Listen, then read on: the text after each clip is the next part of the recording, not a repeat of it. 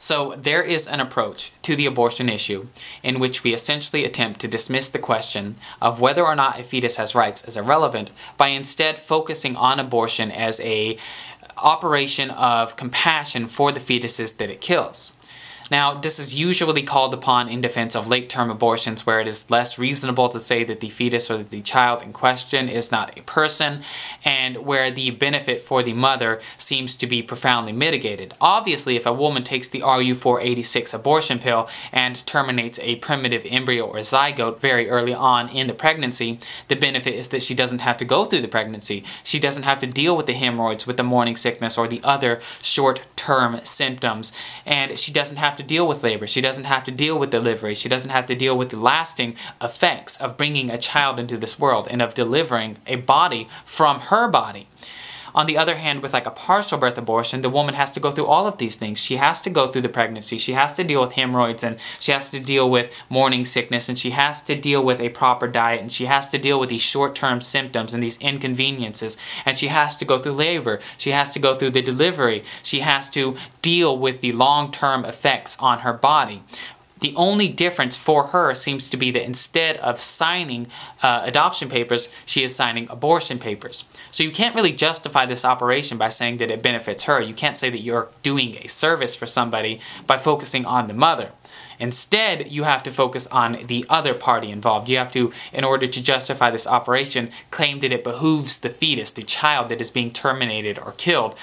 And in a sort of semi-formal debate, this argument may look something along the lines of, well, maybe it is a person, maybe the fetus or child does have rights. However, that's not all there is to consider. You must also consider whether or not this child is going to be delivered into an environment conducive to a life even worthy of living. If a woman wants to obtain an abortion, she is obviously unwilling or unable to care for her child. So if we do not allow her to obtain this abortion, we are giving a child to somebody who is unwilling or unable to provide for that child. And we are forcing a baby to live in a household where it is not wanted or where it will be neglected. And we have an obligation to prevent this from happening. We have an obligation to prevent this suffering. Thus, we should allow abortion to prevent these children from being delivered into broken homes. So this approach attempts to paint a portrait of the abortion operation which would portray it as a sort of preemptive strike against a child's future suffering.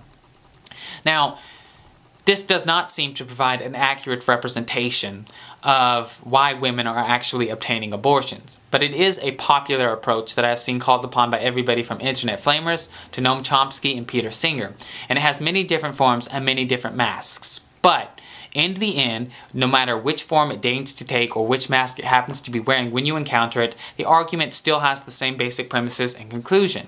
The first premise is that if we outlaw abortion, then children who otherwise would have very early on escaped the burden of a life unworthy of living will instead be delivered into these broken homes with these abusive parents and with a dearth of opportunities that the rest of us get to enjoy.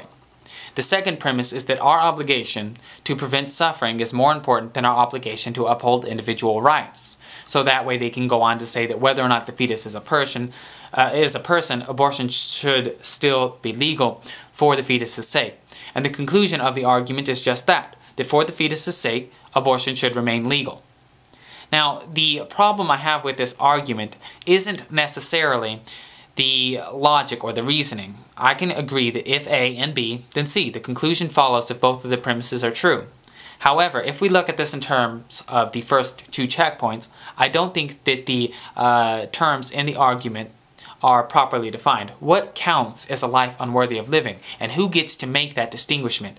I could say, for example, that I think a life in Gaza Strip is probably not worth living, because I know that if I were in those circumstances, I would not be strong enough to handle it. I would rather die than live in Gaza Strip because I am a weak, cowardly person. So do we get to use my standard? Who gets to make this decision for everybody else? The term is very difficult to define without leading into obvious problems.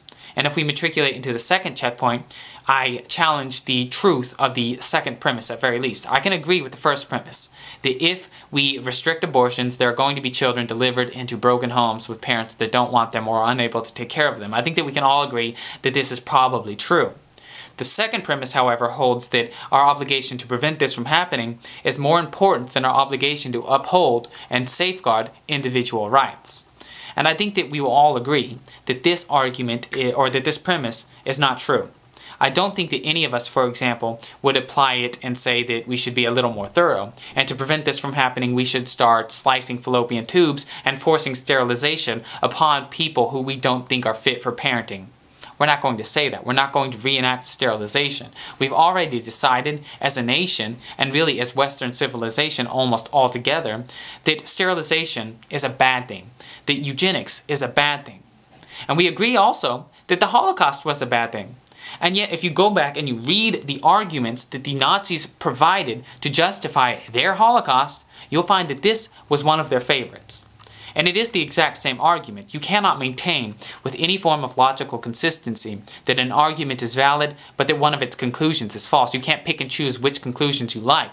You either have to accept all of the conclusions, or you have to reject the argument. And this argument was, in fact, employed effectively and properly to justify the Holocaust.